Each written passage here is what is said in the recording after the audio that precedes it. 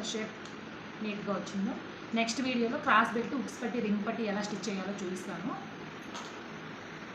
ఇప్పుడు main dot ఎలా stitch వేసుకోవాలో చూపిస్తాను. ఇక్కడ కట్ ఇచ్చుకున్నాను కదా, ఈ రెండు ఇలా ఒక చోటుకు వచ్చేట్టుగా ఫోల్డ్ చేసుకోవాలి ఇలా. నెక్స్ట్ ఇక్కడ నుంచి ఇక్కడ రఫ్ చేసుకోవాలి. ఇక్కడ నుంచి ఇక్కడ 2.5 ఇంచెస్ మార్జిన్ వేసుకొని చూడండి, ఇక్కడ వేసాను ఆల్రెడీ. ఇక్కడికి ఇలా స్టిచ్ వేసుకోవాలి చూడండి.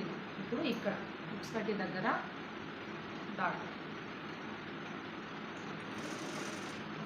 ఇది 2.5 ఇంచెస్కి వేసుకోవాలి ఇలా. ఇప్పుడు చంక డాట్ ఇలా ఫోల్డ్ చేసుకొని ఇదిగా ఇలా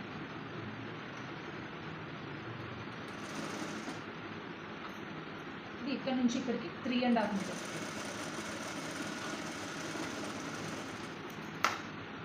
చూడండి ఇలా, చూడండి ఎంత షేప్ బాగా వచ్చింది. ఇదే విధంగా ఇంకొక సైడ్ వేసుకోవాలి.